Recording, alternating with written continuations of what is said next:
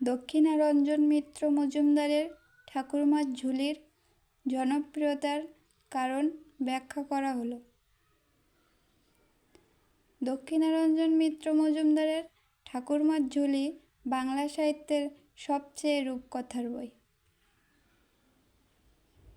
বাঙালি পাঠকের কাছে রূপকথা আর ঠাকুরমার ঝুলি প্রায় সমার্থক হয়ে গেছে।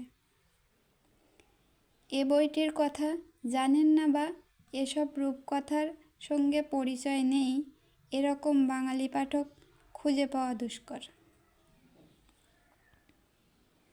ঠাকুরমার ঝুলি বাংলা শিশু সাহিত্যের একটি জনপ্রিয় ও বহুল পঠিত রূপকথার সংকলন।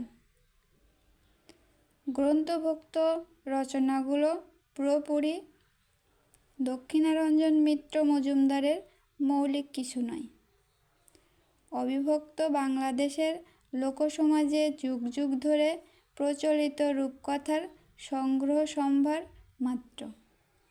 তবে সংগৃহীত হলেও সংকলক দক্ষিণারঞ্জন মিত্র মজুমদারের লিখনভঙ্গির গুণে গ্রন্থভুক্ত গল্পগুলো অতুলনীয় শিশু মনোরঞ্জক সাহিত্যকর্ম হয়ে উঠেছে, অর্জন করেছে মৌলিক রচনার গুণ বৈশিষ্ট্য।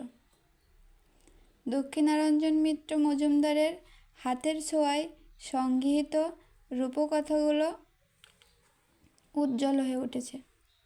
তাই বিশ্বকবি রবীন্দ্রনাথ ঠাকুর ঠাকুরমার ঝুলি হাতে পেয়ে বলেছিলেন তিনি ঠাকুরমার দুঃখের কথাকে ছাপার অক্ষরে তুলিয়া পুঁতিয়াছেন, তবু তাহার পাতাগুলো তেমনি সবুজ, তেমনি তাজাই রহিয়াছে।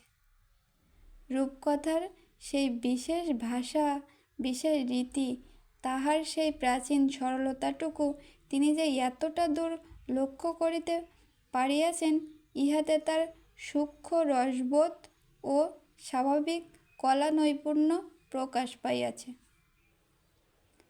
গদ্যের ক্ষেত্রে দক্ষিণারঞ্জন মিত্র মজুমদারের ঠাকুরমার ঝুলি আমাদের শিশু সাহিত্যের প্রাতঃস্মরণীয় বই। বিষয়ে, বর্ণনা, ভাষায় এ যে অনন্য সৃষ্টি। দক্ষিণারঞ্জন মিত্র মজুমদার গল্পগুলো যেভাবে শুনেছিলেন, যে আঞ্চলিক ভাষায় শুনেছিলেন, তার রূপ বা রসটি অবিকৃত রেখে তার লেখায় পরিবেশন করতে তিনি ভেবেছিলেন এক্ষেত্রে যথেষ্ট স্বাধীনতার আশ্রয় নিলে তার সংগ্রহের কোনো মূল্যই থাকবে না। গল্পগুলো তিনি সংগ্রহ করেছিলেন তৎকালীন বৃহত্তর ময়মনসিংহ জেলার বিভিন্ন গ্রাম অঞ্চল থেকে। এই গ্রন্থের প্রকাশক ছিলেন সেকালের নামকরা প্রকাশক কলিকাতার ভট্টাচার্য অ্যান্ড সন্স। লেখকের জীবদ্দশাতেই এর বহু সংস্করণ হয়।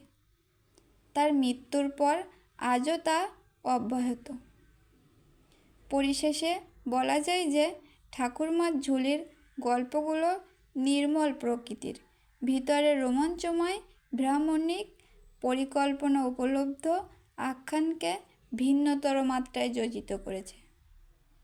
লোকমুখের গৃহীত বয়ন লেখা পাঠ্যকলায় অনেক প্রতিমূর্তি অপ্রতুলভাবে দাঁড়ায়। ঠাকুরমার ঝুলি সাহিত্যযুক্ত করে স্বতন্ত্র আনন্দের অভিমুখ।